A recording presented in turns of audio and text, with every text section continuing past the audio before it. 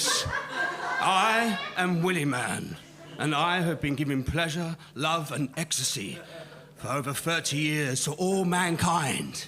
You see, I started off going to the School of Superheroes and a very famous acting school called the Anna Shear Theatre, where many a student would go on to become famous actors, writers, singers and dancers and directors.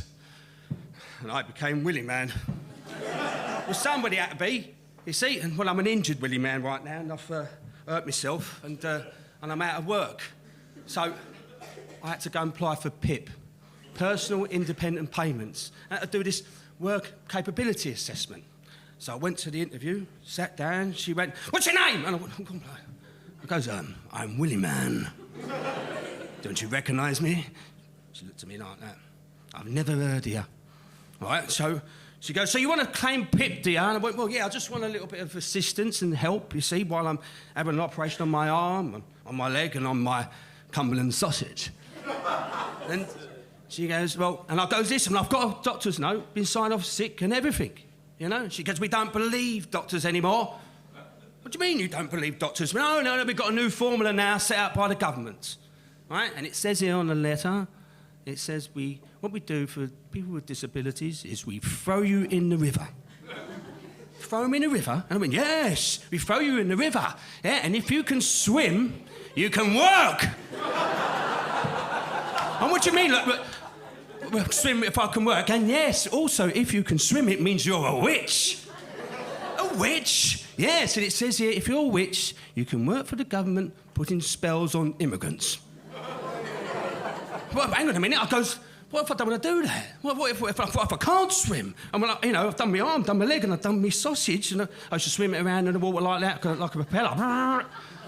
You know, and no, Michael Phelps has got nothing on me, but what happens if I can't swim?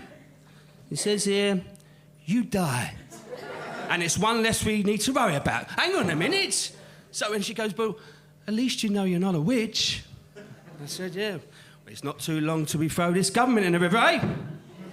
Come on!" You see, but it was great being Willie Man in the early days when I was young. Oh, yes.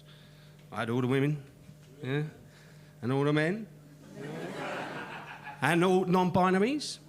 You all right there, you know? You see, and it's June, isn't it? So it's Gay Pride. I love Gay Pride. I love them. You see, they ring me up every year, yeah, and I do that, and because they love me, right? And you see, they queue up round the block to where we'll have a go, all one by one, like that, one after another. I tell you, it was hard. It was hard work, yeah. But they were going for it, and I'd be like, whooping, oh, you know what I mean? It was so much hard work. Made me feel all queer, you know?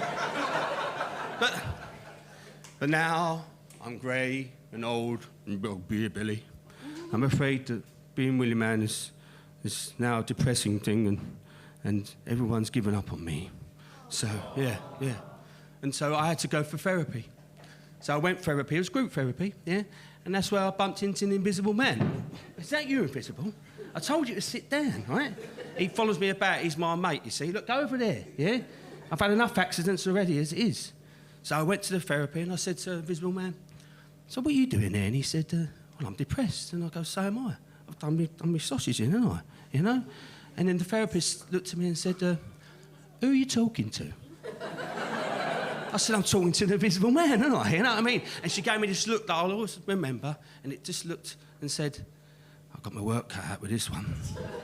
And I said, no, he's really there. And the Invisible Man's going, "Yeah, I know, I keep going, I'm over here. And she's looking around the room like that, and I goes, "Yeah, he's really here." She goes, "Is he? Oh, my God." I goes, "Yeah, he's really here, right? We need your help, right?" So I goes, "Why are you depressed, Invisible?" And he goes, "Well, doctors told me that I've got emphysema, you know." "I'm sorry, mate. Was that from the smoking?" "Yeah, you see, what it is, the Invisible Man, he smokes 400 cigarettes a day, like that, just so that people can see him. Because it was, you know, he gets lonely. It was good at the early days being Invisible Man. But now, what's so, you've got to stop smoking?" He goes, "Yeah, nobody notices me."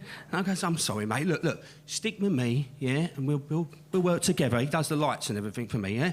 All right? And it's the reason why I can know where the Invisible Man is I can smell him, right?